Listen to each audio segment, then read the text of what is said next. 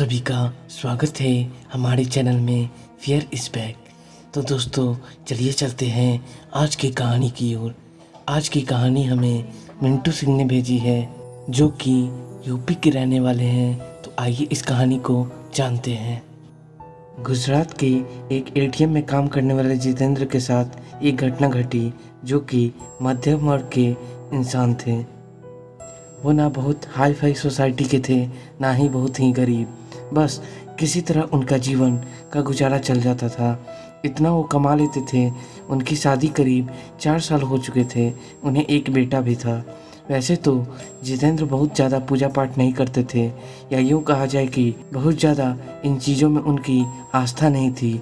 और अगर रास्ते में कोई मंदिर या मस्जिद आए तो अपना सिर झुका जरूर लेते थे।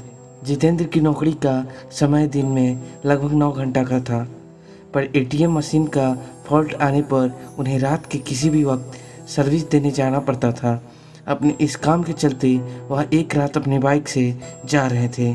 उन्हें शहर से दूरी एक रियासी इलाके के पास एटीएम में फॉल्ट हुई थी। उसे ठीक करने जाना था। वैसे तो इस काम के लिए 2 लोग थे, पर जितेंद्र के पार्टनर उस रात बीमार थे, तो सर्विसिंग के लिए उन्हें अकेले जाना पड़ गया। जब वह उस पॉइंट पर पहुंचे तो अपनी बाइक उन्होंने स्टैंड पर खड़ी कर दी। तभी वहां उन्हें एटीएम बूथ पर एक खूबसूरत सी लड़की दिखाई दी। जितेंद्र ने सोचा कि उसे शायद पैसे निकालने होंगे और वह एटीएम मशीन के ठीक होने का वेट कर रही होगी। फॉल्ट ठीक करने के लिए जैसे ही जितेंद्र एटीएम बूथ के अंदर गए तो वह लड़की भी पीछे अंदर आने लगी। सिक्योरिटी गार्ड ने उन्हें बाहर रुकने के लिए कहा। अब जितेंद्र अपना काम शुरू कर चुके थे। तभी अचानक उनकी नज़र उस एटीएम के बाहर पड़ी। वहाँ उन्हें जो देखा उसे देखकर उनके पसीने छूट गए। बाहर जो लड़की खड़ी थी अब वो वहाँ पर नज़र नहीं आ रही थी। उन्हें चारों तरफ नज़र घुमाई लेकिन वह दिखाई नहीं दिया। उनकी उत्सुकता बढ़ चुकी थी। चूँकि रात का समय था, वीराना सन्नाटा था। एटीएम जहाँ पर था वहाँ पर छोटा मोटा जंगल था। यहाँ तक कि उस जगह पर कुछ लाशों को दफनाया जाता था। हो सकता है यही सोच करके उनकी उत्सुकता बढ़ गई हो। उन्हें दरवाजे से बाहर झांक कर देखा तो उनके रगों में बहता हुआ खून भी बर्फ के जैसे जम गया था, क्योंकि बाहर खड़ी लड़की का चेहरा बुरी तरीके से बिगड़ा हुआ था और वो एटीएम गार्ड का सर अपने हाथों में लिए हुए खड़ी थी और वह जितेंद्र की ओर घूर कर देख रही थी। यह सब देखकर जितेंद्र का बेतहाशा तेजी से धड़कने लगा। उन्होंने वहां से नजरें हटा ली और सोचा कि हो सकता है कि यह उनका भ्रम हो। वह ये सब सोच ही रहे थे, तभी अचानक सीनियर का फ़ोन बज उठा। वह फ़ोन वहाँ फल्ट जल्दी ठीक करने के लिए था। कांपते कांपते जितेंद्र फिर से काम पर लग गए। थोड़ी देर में उन्होंने एटीएम मशीन ठीक कर इस बार एटीएम बूथ के बाहर देखने पर सब नॉर्मल था। वह लड़की भी खड़ी थी और एटीएम बूथ का गार्ड भी उसके आसपास आराम से खड़ा था। जितेंद्र ने सोचा कि पहले जो देखा वह सब भ्रम था।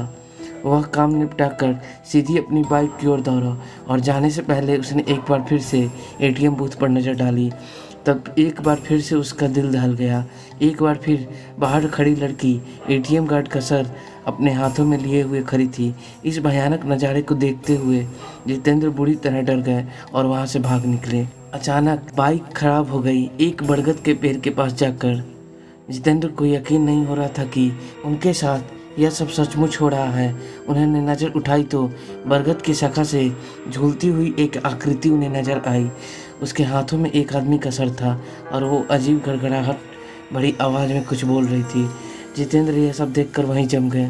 ना उनकी चीख निकल रही थी, ना उनके अंदर हिलने की ताकत बची थी। अब तो आलम यह हो चुका था कि वह चुड़ैल पेड़ से नीचे उतर रही थी, वह भी उल्टे पांव। उसके उल्टे पांव देखकर जितेंद्र की हालत बद से बदतर होती जा रही थी। उन्होंने आंखें बंद कर ली और भगवान को याद करने लगे। चुड़ैल उनके बगल में आकर बैठ गई और उनका सर सहलाने लगी। इसके बाद जितेंद्र की हालत का अंदाजा आपको लगा सकते हैं। उन्होंने बाइक स्टार्ट करने की कोशिश की, तभी अचानक बाइक स्टार्ट हो गई और उन्होंने जैसे बढ़ाया उन्हें साफ साफ महसूस हुआ कि उनकी गाड़ी पर कोई पीछे बैठा हुआ है और वह बेहोश होकर वहीं पर गिर गए। एक्सीडेंट होने की वजह से गिर गए। जब उनको होश आया तो वह एक हॉस्पिटल पर थे। स्थानीय लोगों ने उन्हें बेहोश पड़ा देखकर हॉस्पिटल पहुंचा दिया। बाद में जितेंद्र को पता चला कि वह वही लड़की थी जिनसे वह प्यार करते थे। जितेंद्र की शादी हो चुकी थी पर उन्हें एक लड़की से प्यार हो चुकी थी।